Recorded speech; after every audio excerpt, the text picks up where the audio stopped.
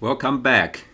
So in the previous video, we talked about inverse document frequency from the perspective of a heuristic approach. So we discussed IDF or inverse document frequency using a very simple example, right? The example of the May of Orleans. And 4 terms here to see which terms should have more weights versus other term that may have less meaning in it. So one relation that we identified from there was that, when a term is very common, a stop word is too common to be useful. So in that case, it should be assigned a less weight, right? Versus a term such as Orleans, which is rarer, and it should be assigned more weight. So there is an inverse relation between the two.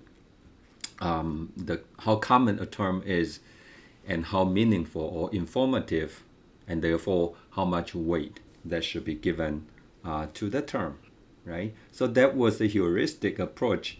And at the end of the discussion, we reached kind of the final proposal for the IDF formula, okay, which is the third proposal here. So before I get into the second approach, which is probabilistic approach, I would like to simply use the example just to calculate IDF to make sense of this particular formula.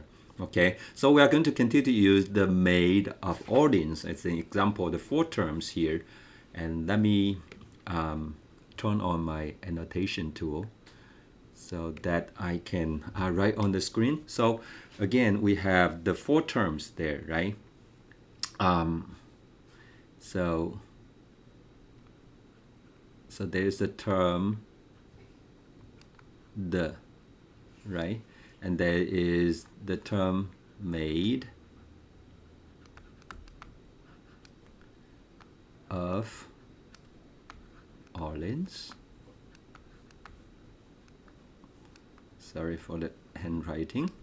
Okay, the Maid of Orleans. Now, let's suppose, for example, if you are talking about the web, right? If you are helping people find information on the web. So we are talking about collection of billions of web pages out there. So given this formula of term weighting, TF-IDF, WT, which is the weight of term T that can be computed by log of capital N divided by NT. Capital N is the total number of documents, okay? For web search, let's assume there are 1 billion documents. So that is 1 followed by 90, right? So 1 billion documents out there. Suppose the probability will appear. Let's assume all these billion documents are English. Okay, so the term the, imagine NT, right? NT for the, right? So the number of documents containing the term T, I would say, yeah, all the billion documents or web pages should contain the term, right? So in this case, if you compute the IDF of term the, it's going to be log capital N divided by NT, and the two are the same. So it's going to be log 1, which is going to reduce the weight to 0 because the log of 1 is 0, right? Let's continue to use the log base 10. Okay, so now let's take a look at, for example, the log of May, right? Suppose May only appears, let's say May is still quite common, but not, of course, not as common as the. So May perhaps appears in 1 million documents. Okay, so NT in the case of May is 10 to the power of 6, right? 1 million. So in this case, 1 billion divided by 1 million is still 1,000, right? 10 to the order of 3, and we take the log. This is going to reduce the IDF to 3. right? In the case of Earth, let's assume the NT for of, maybe of appears in many, almost all documents in English, but not every. So perhaps it's 500 million. Okay, so let's say it's 0.5 billion. Okay, so in this case, n divided by nt would be 2, and the log of 2, if the base is 10, then I think it's about maybe 0.3, if I'm correct, right? Now Orleans, suppose it only appears in let's suppose it's a very rare term, only appears in 1,000 documents, right? And so this is going to 1 billion divided by 1,000, which is 1,000,000, okay, 6 zeros, so the log will be 6. So you will see that the more common the term is, the less value it has. So for a term that appears in every single document, the weight will be reduced to 0 according to the IDF formula, whereas a rare term, right, will receive a much greater value, which is 6. But because of logarithm, the difference will not be like huge, right? So there would still be significant difference between the term weights, but not as the original value of n divided by nt. Okay, so hope this example makes sense. Now we can, with this, let's move on to the probabilistic kind of approach or perspective about the IDF formula.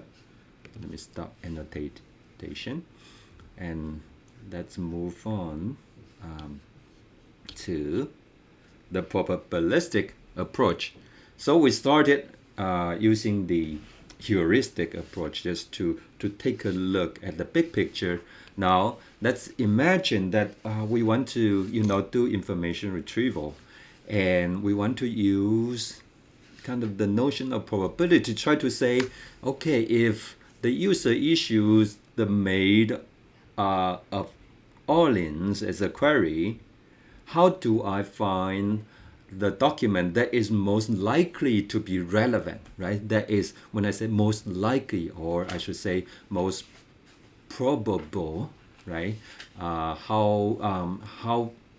What is the probability of a document being relevant to a query, to the query of Orleans, right? To the maid of Orleans query, for example.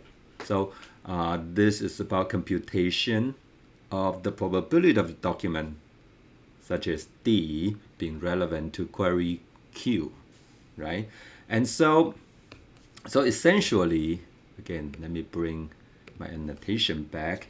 So essentially, we're trying to estimate the probability of something being relevant, right? Whether it's relevant or not, given this particular D or document representation.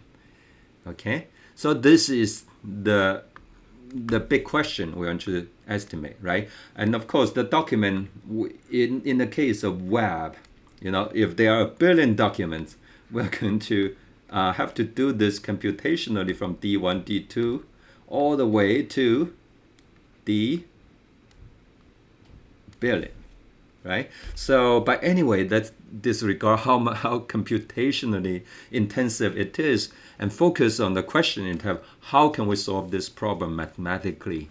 Okay, so first of all, there's a Bayes theorem, right? The Bayes theorem says that in order to compute this conditional probability, so relevant given D, we can actually model it using PD given relevant. Okay, given the relevant document, how likely is this going to have this document representation times P relevant divided by PD. Okay, this is basically just a direct application of the Bayes theorem. Now, how can we compute basically PD, right? So what is PD? Think about a document being a combination of many terms. When you read a document, there are lots of words in there, right? Maybe the document is going to contain the word the word made, the word audience, right, in it. So a document can be thought of as the vector representation of all the terms, right? It's a combination of T1, T2, T3, right? And then to T, maybe Tm, right? All the terms that we have to represent each document, right? Now, an important assumption here is that if we assume, just for the sake of discussion here, if we assume all the terms are independent or they occur in each document independently, right? The notion of PD, right? If we assume the combination of terms are just independent, then we can basically compute the probability of a document being the joint probability of all these independent terms, and that is going to be the product, right, or the multiplication of PT1 times PT2 and then times all the way to PTM, or the product of the probabilities associated with the terms. So that is basically the big idea is that we can estimate document probabilities based on term probabilities. Okay, so that is the idea. Now, in this particular lecture, I'm not going to go through all the math, and I probably can do another lecture just to go through the modeling process to untangle all the math for you. But in this, I just want to focus on the picture. And so if we do that and work through all the math, we're going to realize that in order to estimate the probability of whether a document is relevant, right, is actually easier to estimate the notion of odds. Okay, so probability and odds are actually two very related, notions. And so mathematically in this modeling, we can use the odds as a surrogate to probability. So odds, by definition, let me do it quickly. Odds is basically a function of probability. So the definition of odds. So if I use O, for example, OD, right, as the odds for the document, it's basically the probability of D divided by the probability the D prime, okay, or I should say when D is not the case, or I can write this as PD divided by 1 minus PD, okay, the opposite of PD. So this is basically the odds, and you can see when probabilities goes higher, odds also go higher, so they are in a positive relation. So I think the reason why we can use odds instead of relevance for the modern information retrieval, because information retrieval, think about this, when you go to Google and try to find information, what matters most is the ranked list. As long as you get the order right, it doesn't really matter the actual probability values of each term, each document being relevant to a query.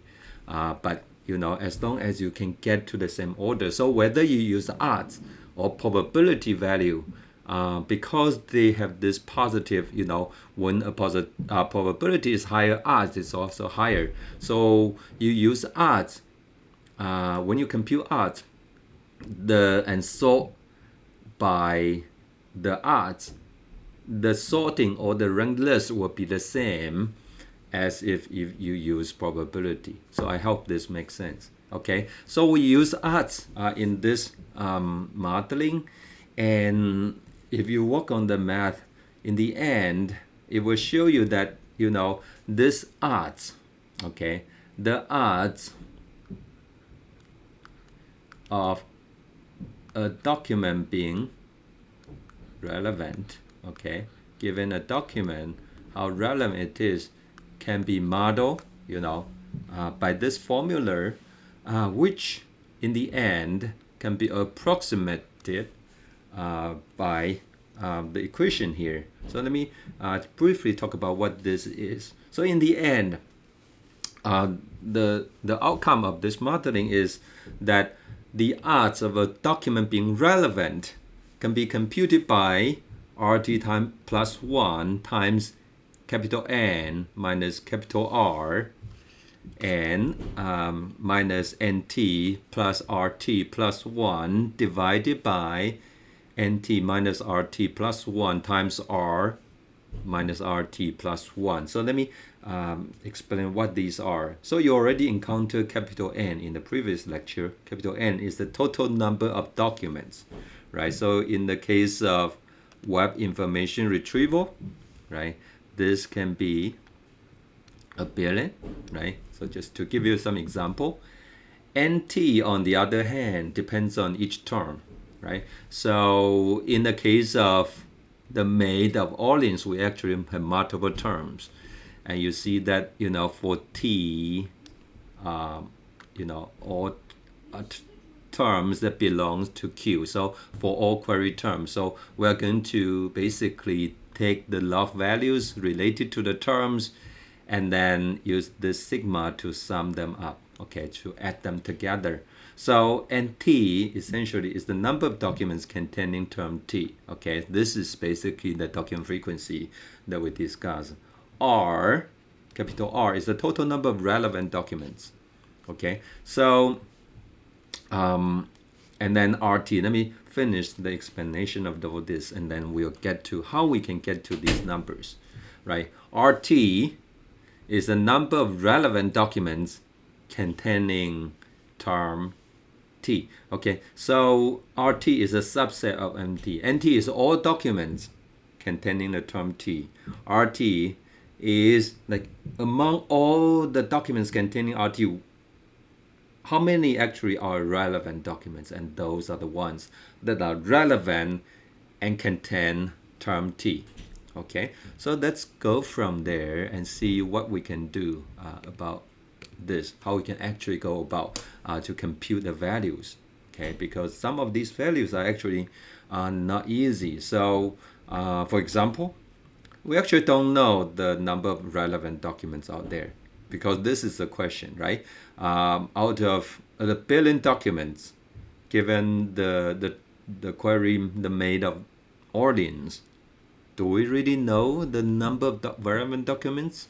It can be at the level of thousands, right? It will take a time for us to review. So normally it's not possible for us to get the value, but we know if there is a such value, then R is a fixed, it's a constant, right?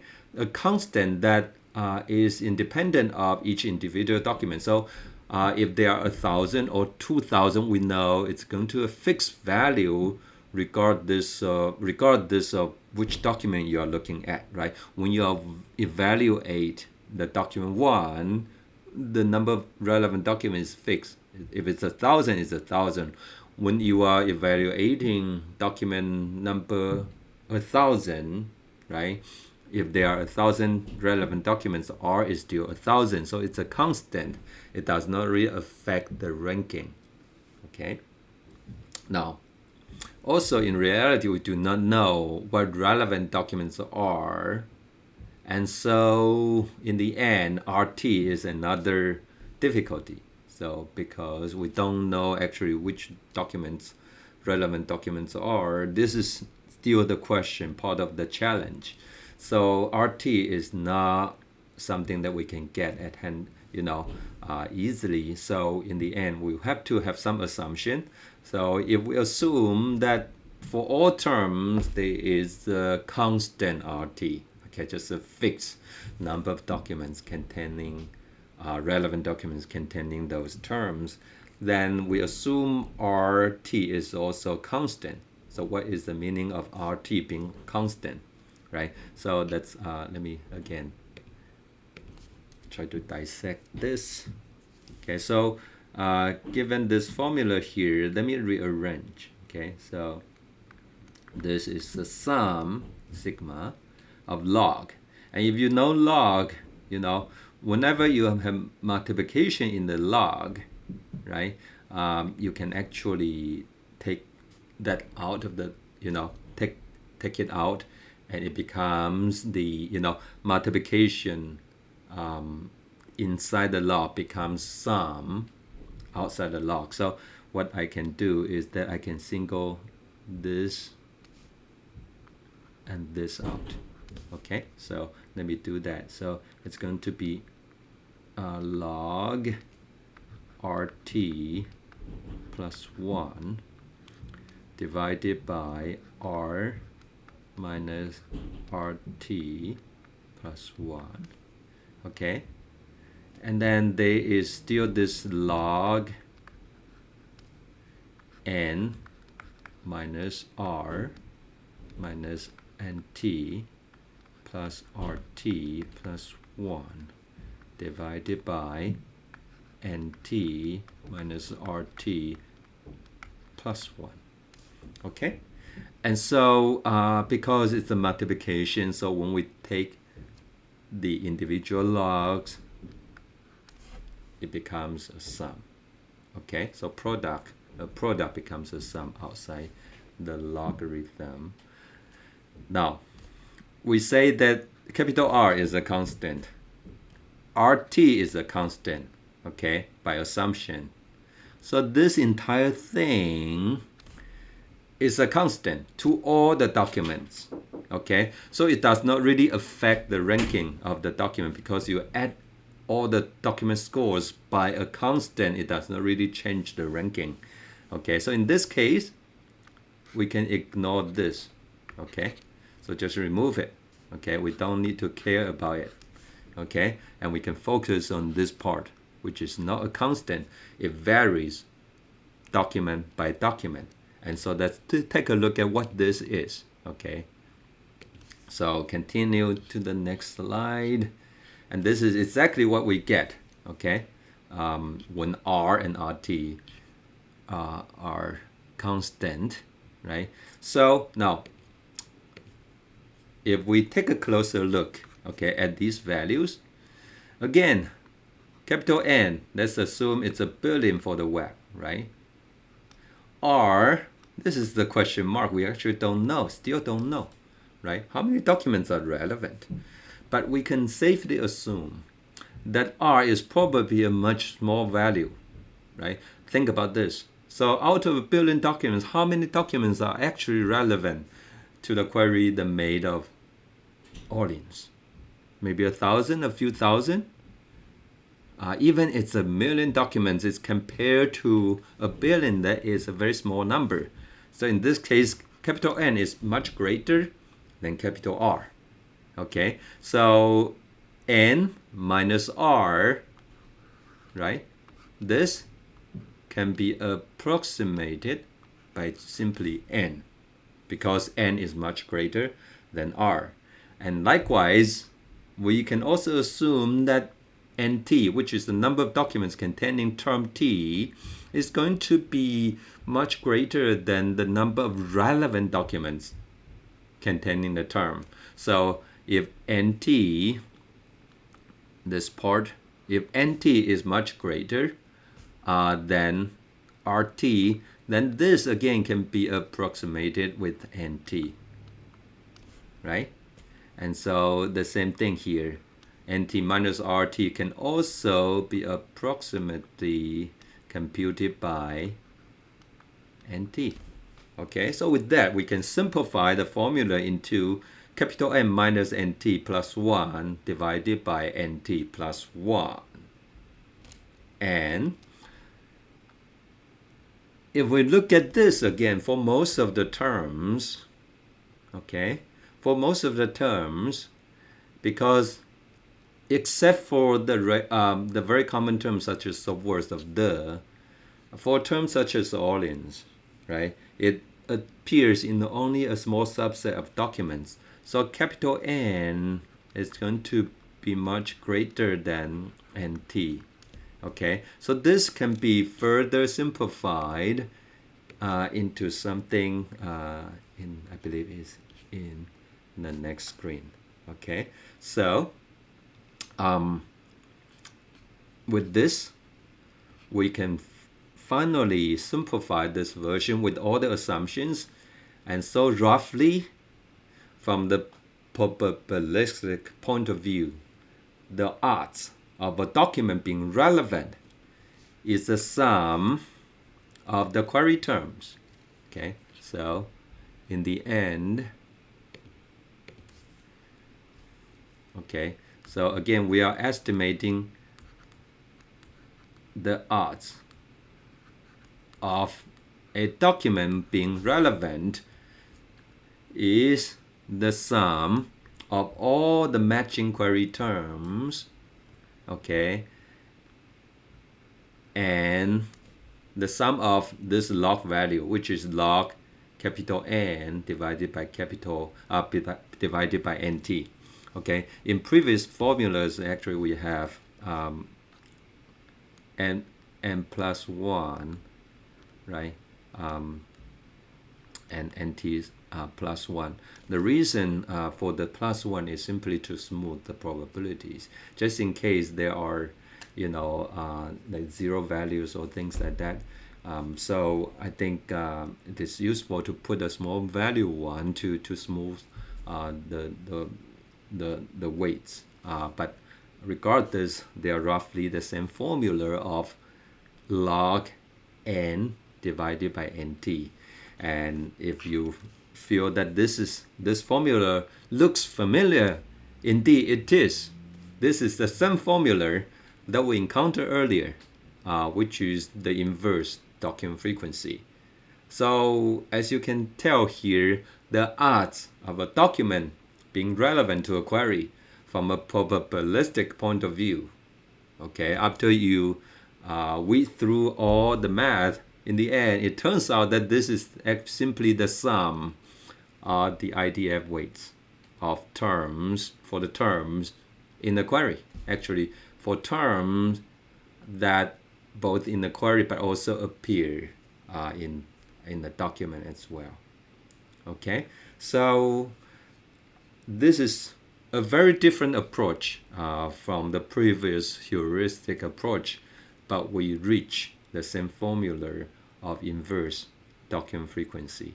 So I hope this helps, and I will stop here, and hopefully we'll come back in another video to talk about the notion of inverse document frequency from the point of view of information theory, or the amount of information a term may have. Okay, so we'll see you there in the next video. Bye for now.